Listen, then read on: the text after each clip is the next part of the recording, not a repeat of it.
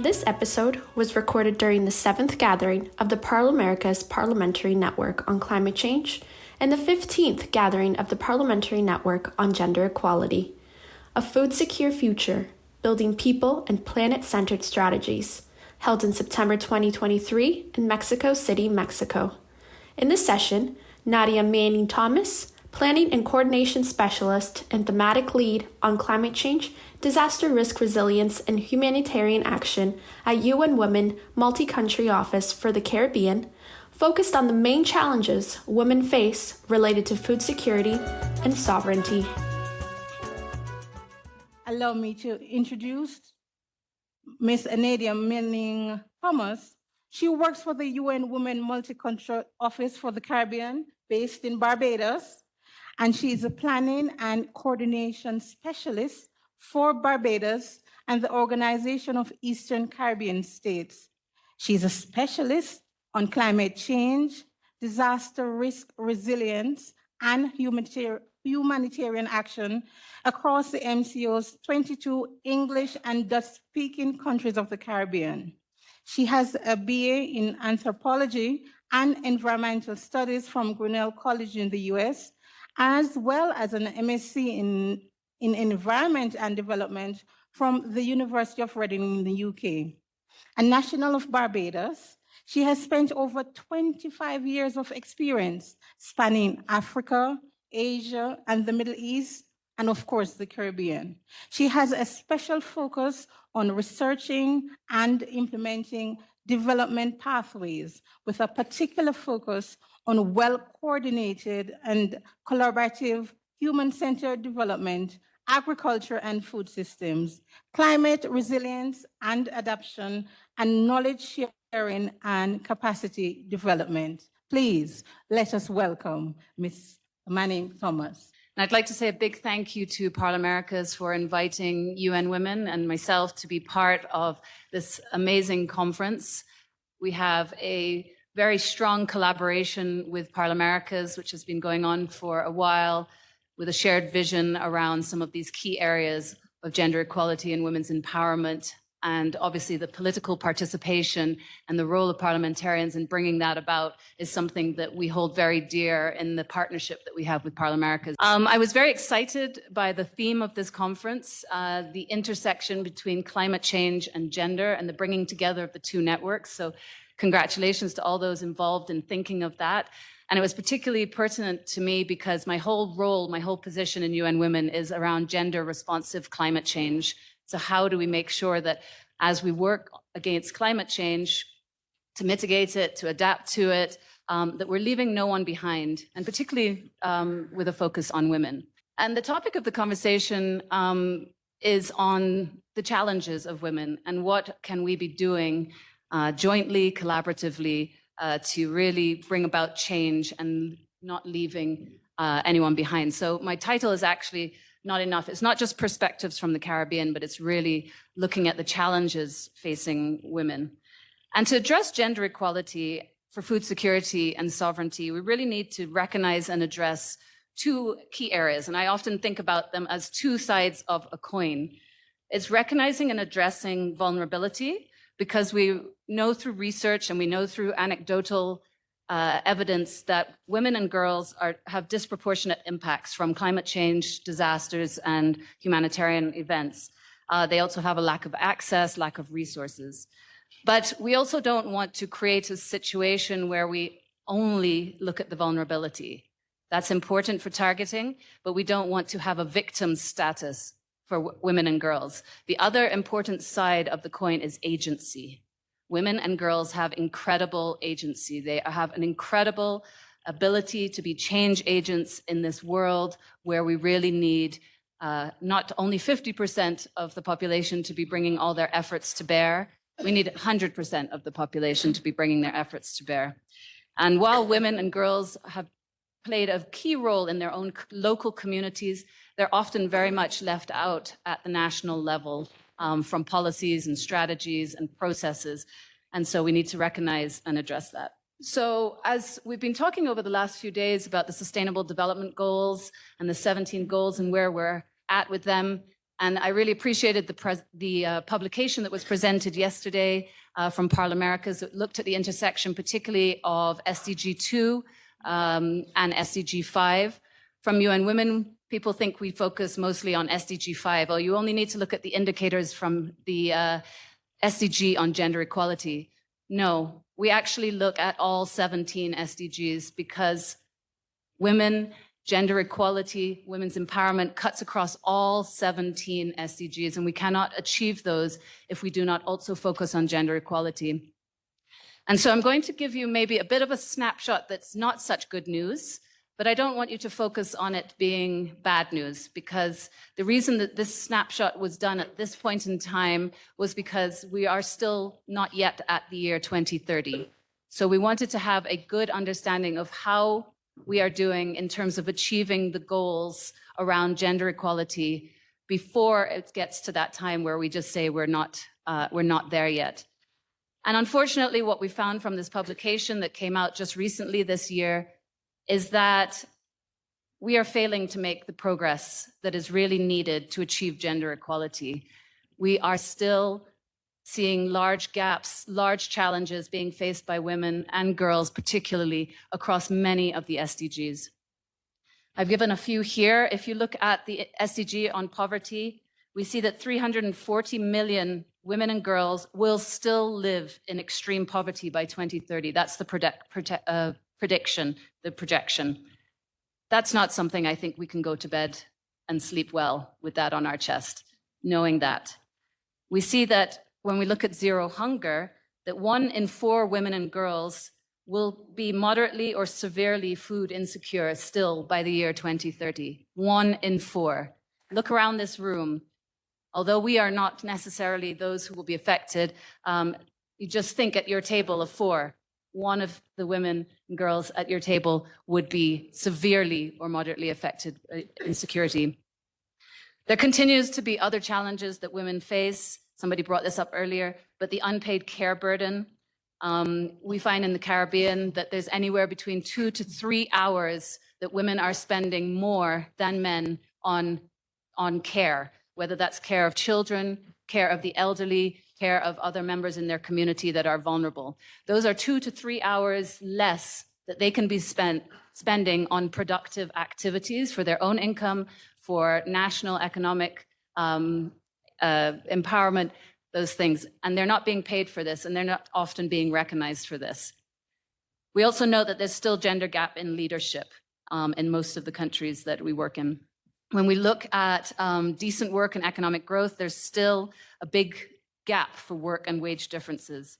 And then if we look at climate change, we see that climate change is likely to push 158.3 million more women and girls into poverty. That's 16 million more than the total number of men. From the Caribbean, the English-speaking Caribbean, we are 6 million people. So that would be the whole of the Caribbean plus 10 million others of women alone who are going to be more in poverty than men. This is not acceptable. Poverty in itself is not acceptable. We heard many people refer to that yesterday, but this huge gap that we would see 16 million more women in poverty than men is really unacceptable with the advances that we've made in many areas. 236 million more women and girls will be food insecure compared to 131 million more men and boys. I'll let you do the math on that one because those are big numbers. That's a big gap. Some of the reasons around that are obvious. Some are ones that many of you are working on, but women's unequal status in the society and the agri-food system spurs vulnerability. Nearly half of the women in agriculture work as contributing family workers. They don't get paid for this. This is not considered their job. This is not considered something that they are getting a wage for. They're part of the family. They go out, they do that work. Women are also less likely than men to have ownership or secure tenure rights over agricultural land in 40 out of 46 countries where data was available. We know that there's many more than 46 countries in the world. And so another big problem is that there's just no data coming out of the other 100+ countries to be able to even verify the situation. Globally, under a worst case scenario, again, we'll see that we'll have a lot more women and girls pushed into poverty and into food insecurity. And so without significant progress, 1 in 4 women and girls will be moderately or severely food insecure by 2030. I reiterate that because that's key to focus on. If we look at some of the main challenges, and this is global, but I've honed in a little bit on Caribbean women. That's from the office, obviously, that I work on, but these are figures that also represent for Latin America. We'll see that with limited food and roles in production, women face greater food insecurity. The graphic is a bit small, but I highlighted the blue area, which is Latin America and Caribbean, which although has smaller numbers of food insecurity to start off with than compared to some of the other regions like Sub-Saharan Africa, the issue that I have with those numbers is that the reduction, so each of those are arrows showing how food insecurity will go down. For Latin America and Caribbean, it's quite small. It's a small number of women and girls whose food insecurity is going to go down. If we look at the other graphic, we see that soaring temperatures are something that are affecting the whole globe. It's not just this region. But if we look at the relativeness of the data there, we see that 13 million more females will be pushed into poverty within the Caribbean. 20 more million females will be pushed into food insecurity. These are large numbers for regions with small island developing states, with countries that have high coastal areas. They're going to be big effects, and they're really going to be hitting hard on our women and girls. I just also want to point out that on the flip side, or the other side of the physical effects, we are still seeing that it's important to recognize the challenges that are being faced on the leadership side. Currently, our data shows that 22% of women hold ministerial or cabinet positions in the English-speaking Caribbean, and women generally do not hold more than 30% of elected positions, except for in Guyana and Trinidad and Tobago. So many of you are in those 22 or 30% in your countries. So what does that mean when you are thinking about women's food security and sovereignty from your position in those very small numbers? So UN Women has a number of approaches that we work to improve food security and promoting leadership. We work through a normative approach. We do a lot of operational work through programs. I've given a couple of examples here with thanks to some key donors that help us to look at building effective resilience and human security in the Caribbean, with gender equality and women's empowerment being strengthened in agriculture. This really needs to have good knowledge products that go into training and capacity building at all levels, and interesting innovations like help desks so that women farmers or producers or other parts of the value chain can access information. We've been running a program that looks at enabling a gender-responsive disaster recovery and climate and environmental resilience in the Caribbean. A big study looked at the inequality of risk between women and men when it came to climate change and disaster risk resilience.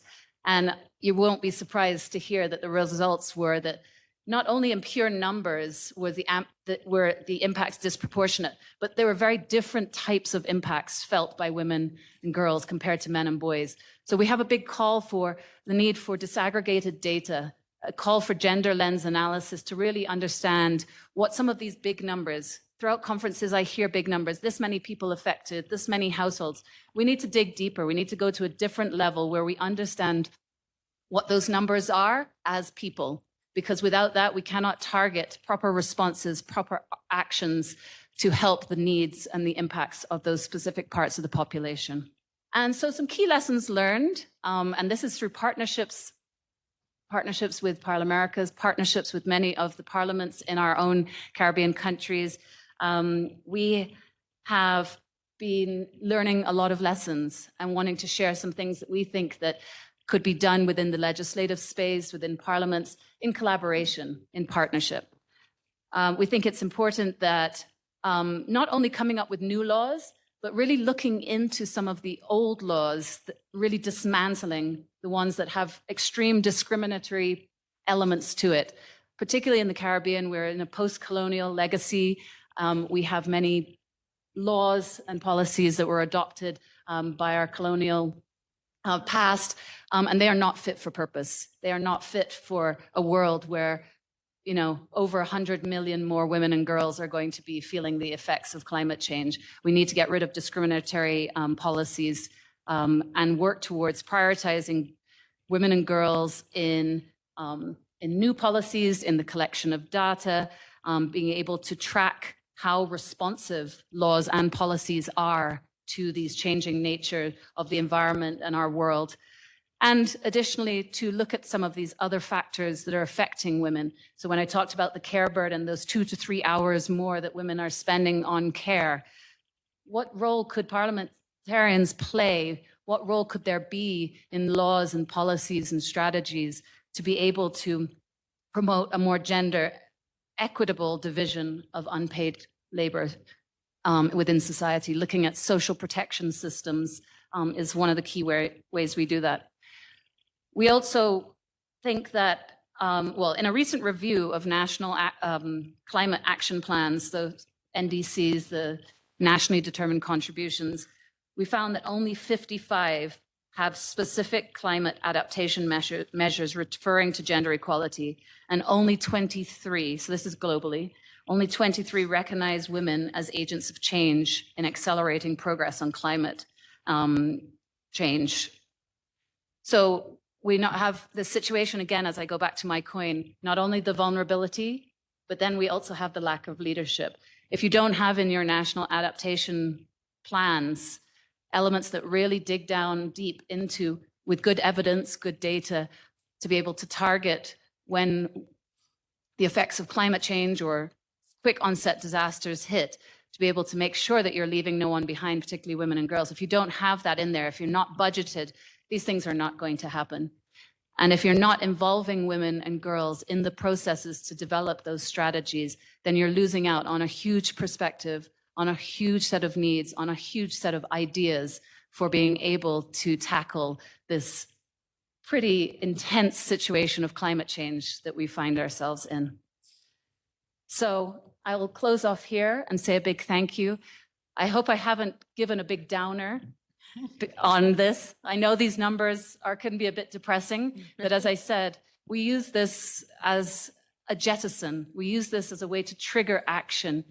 What can all of us be doing to make sure that we are really, in all of our efforts around climate change, not just seeing it as a big generic for the population, but really drilling down and understanding what can we do to make sure that our women and girls, our boys and men are all being addressed so that they are not facing increasing poverty and increasing food insecurity due to climate change. Thank you very much. Thank you so very much. She has given us a lot of food for thought.